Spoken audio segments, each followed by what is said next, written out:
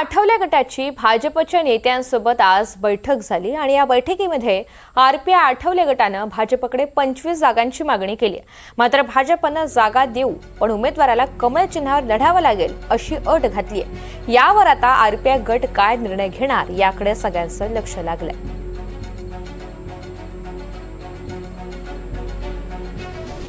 आजची बैठक भाजपचे जे प्रमुख कार्यकर्ते आहेत त्यांनी आयोजित केलेली होती आणि आम्हालाही त्या बैठकीची अपेक्षा होतीच, कारण आता निवडणुका जाहीर झालेल्या आहेत आणि आमचा पक्ष देखील निवडणुकीच्या तयारीमध्ये आहे। भाजपबरोबर आमच्या ठरलेली जी युती आहे ती युती होणारच, याच्यामध्ये काडीची शंका नाही।